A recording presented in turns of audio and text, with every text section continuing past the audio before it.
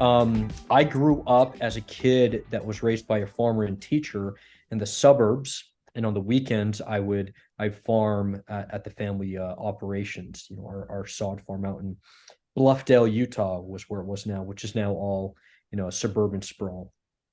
So I agriculture is a big part of my background, my ethos. It's formed a lot of my opinions. It's developed me into the character that I have now, which I'm just tremendously grateful for. So a fundamental way that you have to grow every crop is you have to put out fertilizer. You have to put a crop protection on it, fertilizer to help it grow into maturation and go into yield, and crop protection to make it so that it doesn't, have a weed choke it out, or a fungicide or a pesticide or insecticide to put out there so you don't have a disease or a bug that makes sure you don't have a crop. And so I became very aware of the way that we would grow our turf grass crops at an early age, and just saw the fundamental way of how fertilizer has such a major effect onto having a finished good. In the year of 2012, a friend of mine had visited our farm and had seen how we grow our crops. And he came to me with the idea of, hey, have you ever thought about using less fertilizer when you put nanoparticles into your liquid irrigation system? And Justin, I just looked at him and I said, what the heck are you talking about? Less fertilizer, nanoparticles, is this the 22nd century here? And lo and behold, there's something to that idea, and that's now turned into an international company that's just enriching communities and really making a dent into the agribusiness side of things with what is now nano-yield. So he originally came to me with that idea. We did a greenhouse trial with turf grass, where we essentially treated some young seedlings of turf grass. And in 1 week, we saw that turf grass had grown to be about 3.5 to 5 inches long. That is very out of the ordinary. Generally, for turf grass to germinate out of the soil, we're talking maybe a quarter of an inch after 2 or 3 weeks with fertilizer. So that was pretty spellbinding when we saw that. But that was done in a greenhouse, full sunlight, perfect watering conditions, perfect soil media, all those things. That's not real life farming. So then we went out to our farm and we took two 33-acre quarter pivots of one of our fields. And the only difference we had is one of those fields, we added nanotechnology with every fertilizer application. And then we reduced the amount of phosphorus fertilizer to the tune of 80% less. So when you look at a crop, you look at how many pounds you put onto that crop. And so instead of putting, 200 pounds of fertilizer, we put on there, 40 pounds to get it to grow. We saw that with the inclusion of putting nano-liquid technology into that fertilizer, into that crop, we could grow that crop faster with less inputs, and it was actually a healthier strand of grass. And we grew it 4.5 months faster than the Czech, which had our typical way of fertilizing. So this is now September of 2012. My dad, Warren, who's a co-founder in this venture with me, he had been watching a little bit closer. I was out one day trying to sell sod to muddy boot landscapers. I was probably on some job site trying to hustle sod to someone. And he called me, said, you have to come out to the farm and you got to see this. So I went out to the farm. He just told me where to go. I didn't know where we had treated it or anything along those lines. And there was a number of numbers that we had put out onto where we had treated this. And so he said, hey, go out to field number 12. I went up to field number 12, and he said, just call me when you get there. And I went out there, and again, healthiest strand I'd ever seen, completely uniform, just looked perfect. And I called him, and he told me what we had been hypothesizing about this use of nanoparticles. And at that moment in my life, Justin, I knew that I had had a seismic shift about my mission, purpose, and what value I was going to bring into the world. And that's when we essentially started this company. That's awesome. I think you get a couple of those in your life where you just see something and it all clicks in place, and everything that you've done leading up to that point, you see it and you're like, oh, this is different. Maybe I should do something about that. Sounds like you had that moment. Yeah. I mean, I didn't at that time. We were very naive. I didn't, I had sold and distributed fertilizers, but I wasn't a manufacturer. We didn't understand the fertilizer distribution ecosystem. We didn't even know how big the opportunity was. We just knew that we could help farmers with this technology, and we just consistently were hitting base hits, the triples, the home runs, when we tinkered with it with other people. And just it was one of these things where we started to push a little bit with putting it out there, and then people were then just pulling us because they had heard about the results. And it's just been a tremendous experience. And after being a husband and raising kids, it's been my most enjoyable experience of my life, is this entrepreneurial journey, helping sustain agriculture technology. That's cool. So you're talking about 2012, and a friend of you is saying, "Hey, have you thought about nanotechnology?" And you're like, Yeah. "What are you even talking about?" Yeah. Fast forward 10 years.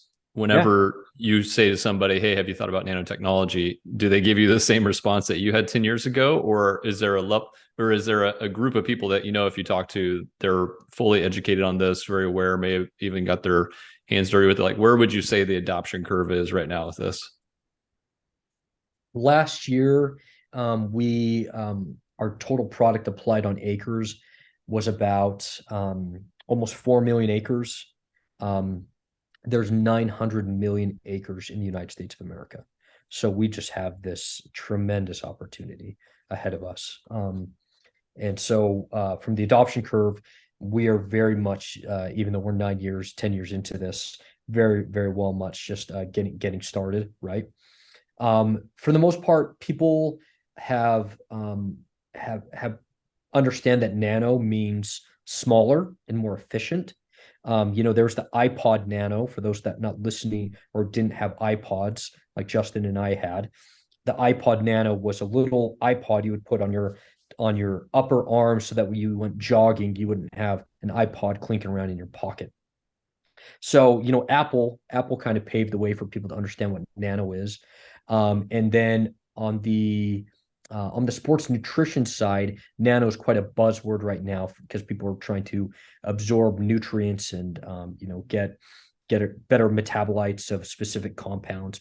And a great way to do that is to use nanotechnology. When it comes to the agriculture side of things, they very well much understand that better plant uptake equals a healthier crop, and they certainly understand we have eliminating factors, and when we put out our fertilizer, when it comes to plant absorption or soil absorption of those nutrients, and that we over apply, and that's wasteful. And so when we with us now working on this, over this period of time, and having over 800 positive field trials and university trials and what have you, we can now sit down with somebody for 10 minutes and they can understand what we're doing. But yeah, generally, if somebody asks me, what do? I don't even use the word nano. I just say, I have a sustainable fertilizer technology company that's disrupting the agribusiness industry. Yeah, that makes sense. That's one of the questions I always ask is, how do you explain what you do to people outside the industry? Because usually you get a pretty good answer or interesting answer of how you kind of break that down for people outside. When you're talking to somebody who is in the industry, what are they most interested to hear about? Is there questions that you're getting commonly from people who are pretty well up to speed on this? Yeah, yeah. The hot topics in the agriculture industry are efficiencies with fertilizer and chemistries, which we are basically the best answer to that, as we believe, right? Other things that are very interesting to them is, we have pretty disruptive supply chains and the lack of availability of fertilizer and things like glyphosate. So if they can use our technology at 4 ounces to the acre and get better uptake and better output, they're interested in that. Other things that's concerning to them is just a lack of warehouse space. They just have so many different products that they have to sell to a farmer for them to grow a healthy crop, that if they can have something that doesn't take as much warehouse space out of their fertilizer distribution warehouse, that's really exciting to them. So we answer that. And then, yeah, one that's just a point of mine for everybody is we need to have better inputs that are better for the environment and the conscious there. So, we use words like soil health, regenerative agriculture. So if they can put out a fertilizer that has less salts and bicarbonates in it that leads to a healthier soil. And so we really have an answer for everyone, to the organic farmer, to the grower that's growing a GMO corn. We have an answer for that for every part of the community. Yeah. Is the way that you explain your product and sort of position your value prop, is it the same for growers as it would be for agronomists and advisors? Or is it different? Or is there different kind of value props, a little bit different the way you message to each one? No, terrific question. Yeah. So our direct customer is going to be the distributor that sells to the farmer. That's the supply chain we work with. And the way that we provide that information to the vice president of agronomy, or the general manager, or the CEO, or the purchasing manager is slightly different than how we showcase it to the agronomist, right? Because the agronomist, they're more focused about how it's going to make the crop perform, what are the end results going to be, so on and so forth. Whereas the CEO, he's interested in, how can I buy a more efficient product that's going to make us be more profitable and still is going to provide something for the grower. So yeah, we have some different value props that slightly change there, but they're all pulled into the same outcome, and that outcome being that you can use less, yield more, and it's a more efficient product than what you've had in the past. Yeah. From the grower side, when you're in conversation with them, do they say, oh, this makes sense, less in, more out, I love it, let's go? Or are they curious of to know, why is it now that this is now available? What was the science shift, that change that went from couldn't do it to now we can? Yep. One of the largest co-ops in the West, when I first came out of gate with this, we met with them in 2015, and they basically told us, you guys are crazy. You can't do this. Get out of here, right? We now met with them recently, and they said, wow, you guys have come a long way. Your messaging is so much better. Your scientific methodology is better. Your results are better. So it really just, shows you that your first way that you come up with something, you just always have to continually improve. And that whole idea of, do you go out with something good or something great? Yeah, you should go out with something good and then make it great. And that's certainly what we've done here, right? And so, but the end user, that being a grower that relies on his 3,000 acres to pay for his kid's college, and for him to pay his mortgage, and for him to get the retirement, there hasn't been a better time of our messaging and for them to understand what we're doing, because fertilizer inefficiencies and the supply chain mess from the pandemic, the ongoing elevated prices of fertilizer. I mean, in some instances, Justin, we're almost 300 times more expensive than it was just a few years ago. So this is top of mind for people. And it's getting to the point where some people are saying, hey, I've always put out 250 pounds of nitrogen to grow this corn stand. This year, I'm going to put out 175 because I literally can't afford it, right? And so we have an answer. And just goes to show you, I've done a lot of studying about what makes a startup be successful. When you look at Uber, Airbnb, when you look at just these behemoths that become what they are now, the number one thing that, if you can pinpoint why they did such a good job, is their time to market. And our timing right now, it really is our time. We're answering a problem that was there when we started about 9 years ago, but it's had a lot more added pressure at this time. Yeah, I think that's true. I think time is one of the most difficult factors in business or anything you do, to just understand just the time it takes to get something done, or just the time for when people really want it. And you're right. It sounds like this is a time where you've got people's attention, if nothing else, right? Yeah. Well, and yeah, timing, you have to have a great product to match that time, right? That took some time to get there. And you also have the right team, for us to develop the team to where it is now. It took some time. And I've got some employers here now, who, if I would have tried to hire them a few years ago, they would have been like, I'm not going to work for you. You're crazy. I got to see that this works now. And we certainly, because of us building up that asset, that dividend's now being paid, and more people are being attracted to our team because of it. Yeah. You mentioned some of the skepticism that you ran into in the first few years. And it seems like that's normal, especially if you're trying to take a leap forward. Like, there's always going to be skeptics. And if everybody agrees, then maybe it's not that big of a leap. But what was it that they were skeptical about? What was it where they said, I think this is too tough? Like, this part of it is too tough. Like what did they doubt? Was it just purely the results are not as good as we think they might be, or was it the something else? Yeah, excellent question. Um, some of our ongoing results were unbelievable. You can't put out that much less. You can't put out that little of fertilizer and have a yield or a quality of a crop. So that was the main one. If you were, when we first went to Del Monte and they had the amazing results with, reducing, instead of putting out 14 gallons of phos acid to now putting out 3 gallons because of our technology and them seeing a yield increase by almost, 30%. The other offices at Del Monte, they just looked at this guy in Arizona that was having these results and just said, yeah, there's no way you can do that. And what was crazy is he was like the most respected farm manager out of their group, right? So it just was unbelievable. They thought it was a fluke. Yeah.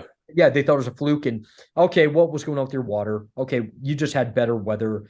The seed you selected, it was yielding that. Like they and I'm totally okay with this, but agronomy and agriculture uses the scientific method better than almost any industry on dispelling what is really happening, right? And making sure that it truly is. And so another reason why our timing's right is because hey, we had to sharpen our teeth, man, for 10 years to get to this point and to have these results. But yeah, the results were too unbelievable. And just us showcasing over and over and over that less fertilizer is going to give you these results. Once we truly started to understand that, hey, sometimes you don't have to use less fertilizer and add nano-liquid technology, and you'll just have a yield increase. Um, Two of the leading agricultural research companies, Bex and PTI, this past year, we had 4 of our different products that were added into their sprays on corn and beans in the Midwest. And we're seeing anywhere from 8 to 11 time ROI. And all they simply had to do was just add 4 ounces of Nano K or 6 ounces of Nano CS or 4 ounces of Nano Pro for them to see the results. So they actually didn't do reduction in most of those instances and still saw, yield enhancement, which at the name of the game, what do we need to provide for a farmer? We need to provide for him to yield more so that he makes more income. That's the most important part of this, right? And so when we say, hey, our mission is to sustainably grow your profits by solving your plant uptake problems, like that's what we mean by sustainably growing your profits. It's growing the profits of those farmers. So I think Yeah. I want to enter there. Sorry, Justin. No, that's okay. With some of the people who are early adopters into this and some of your earlier customers and probably your bigger fans right now, like what do you hear from the people who are they're all in on this. They're the big supporters. Like what's the feedback that you get? Yeah, the one of the earliest growers that we worked out in Florida, he's now retired and he's now consulting with our distributor out there. And what he told me on LinkedIn in a message on Tuesday, he said, before when I utilized your technology, it worked 60 to 80% of the time. Now you guys have it so dialed in, it works 90 to 100% of the time. No ag input company can claim that it's going to work 100% of the time. If a farmer's listening to this and if a company does that, just tell them to walk out the door because there's just too many things that go wrong with growing a live crop, right? But he just, he said, you guys have really, magnified what works and how to position it right. So that was a key element for us is learning how to place the technology correctly, how to prescribe it correctly. And also a key element here is when to follow up and look at the crop with the farmer, because sometimes you might look at it maybe 2 weeks after, the crop's not going to have a response by then. And farmers, they are pulled so many different ways. They're a wholesaler, they're a retailer, they're doing trucking. Oh, and by the way, they also grow their own and manufacture their own product, right? They have so many hats that they wear on their job that they don't have the bandwidth to continually go look at a crop with you to see the good results. And so us understanding when are they see the results, and then also in addition that we don't rely on them to go back and look at it. We will do it for you. We'll document it, and you can continue to look at it with us. Or we use a third party to verify that was a game changer for us to get to that knowledge and to showcasing the results that we're having now. That's great. What's next for you guys? What do you see on the horizon as the next big kind of milestone or checkpoint, or do you have a vision for where kind of this category and this product can go? Yeah, we believe that we've created a new category in agricultural inputs, and that being nanoliquids. And so our overall goal, is to be on 100 million acres in the next 5 years. We think we have the capacity to do that. So that's one, just more reach, more people having success, better results. Of course, we have to be a healthy, profitable company, but our guiding principles are about sustainability, doing more with less, increasing yields and strengthening these families in those rural communities. And so, yeah, do we have aspirations to, be a public company, something along those lines? Certainly, that's something that we're considering. Can we continue to just be privately held and have the benefits that we want to do? That's great. We have some thoughts of, becoming a certified B corporation and donating our profits to third world countries. For instance, I met with the Queen of Gambia a few months back. Well, Gambia, in for those that don't know, that's a country in Africa. It's the smallest country in Africa. The government of Gambia, they actually write a check to every farmer to pay for their fertilizer because they literally can't afford it. So it's completely subsidized by the government, and a lot of the fertilizer here in the U.S. is subsidized as well, right? And so could we donate some of those profits to make it so that they're now only having to pay for half of the fertilizer because of our technology. Those are opportunities that we're going to unbundle and that we're really excited about. We don't want to help the farmers that are growing alfalfa, here in Utah. We want to help the farmers that are growing maize in India as well. We think that's just a tremendous opportunity and gets you excited to get out of bed. And yeah, the second part is just to have a really healthy work-life balance for all of our employees. And, people spend a third of their life on their careers. We want them to come to work here every day and just think it's the best place they could spend their time outside of their family. And for us to, continually improve our culture and have a great place for our employees. That's great. I mean, you're talking about some pretty purposeful goals there, and you've kind of already taught me. You started off by talking about how there's a personal connection to you personally, like the way you grew up and what you were doing, and even the family aspect to it. What, over the past 10 years, what has been the most rewarding aspect of this so far? When I meet a farmer, and they literally give me a hug because we made it so that they had a profit. There was one citrus grower. I'm starting to wall up, excuse me. Their farm was on the verge of not being able to operate.